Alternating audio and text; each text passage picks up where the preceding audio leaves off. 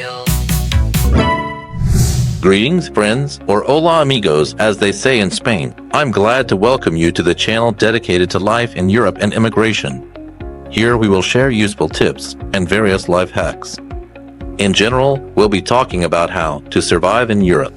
And my name is Igor. And this is Sofia.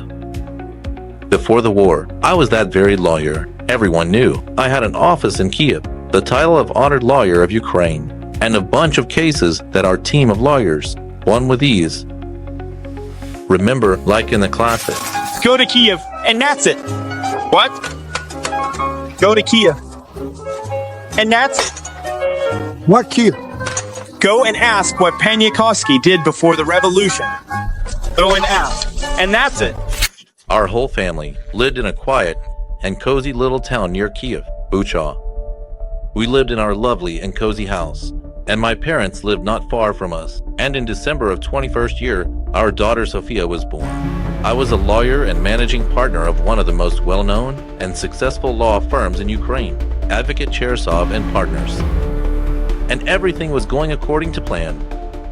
Until one morning on February 24th, 2022, when I woke up in my house in Bucha, I realized that my life had now become a script for an apocalypse movie.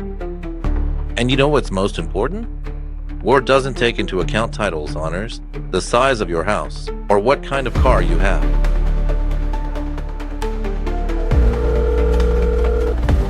Well, we have orders, operative, civilian, non-civilian, take them all down. Subscribe to Real Expat Life Europe. Tips, truth of Europe. We have a rare moment, a calm, when we can still record something on video. Here, so I wanted to briefly explain what's happening. I'm in the city of Bucha with my parents, my wife Anya, and our 2-month-old Sofia. It's been very loud here lately. Today was especially loud. And since the substation was hit, it seems there won't be electricity for a long time because no one will repair the substation during combat.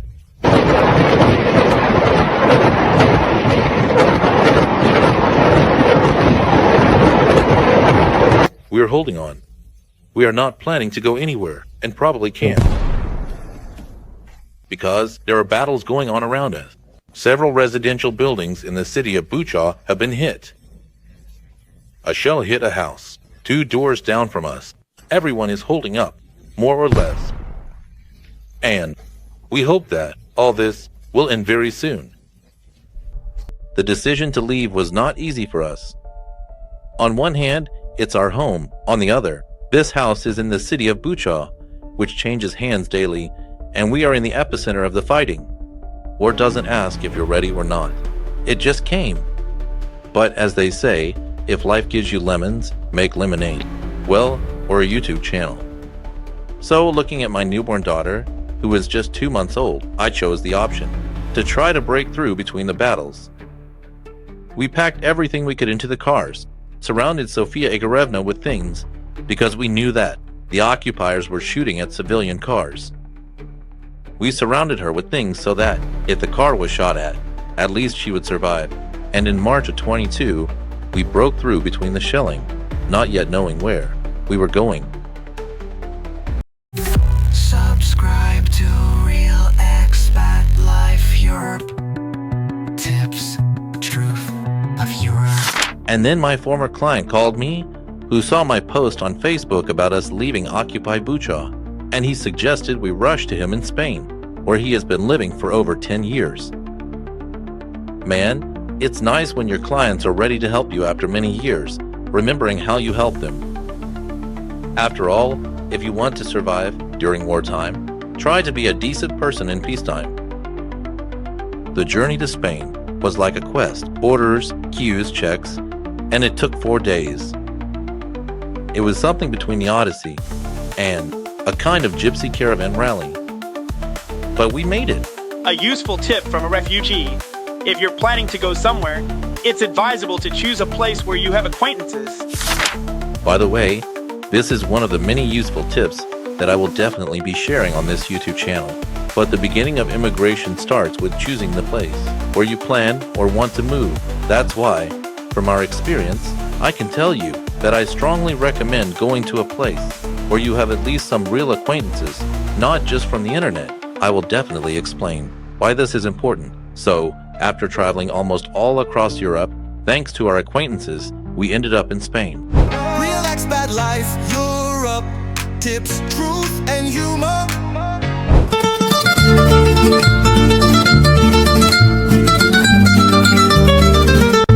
Time really flies, and it's already been 3 years since we've been living here in Spain. This is my office, where I work. There's even our regiment's banner here. So everything's fine. I'm at work, remotely, along with my amazing partner lawyers in Kyiv, who continue to win cases and secure acquittals. We continue to represent clients in complex criminal cases. But at the same time, I'm also dealing with Spanish bureaucracy here. I provide services to our compatriots. This mainly involves assisting with real estate transactions or helping with the processing of various documents. Well, for example, customs clearance of a car. You know, I can honestly tell you, I don't know what's more difficult, because Spanish bureaucracy is all about tranquilo mañana. When it will be ready is unclear.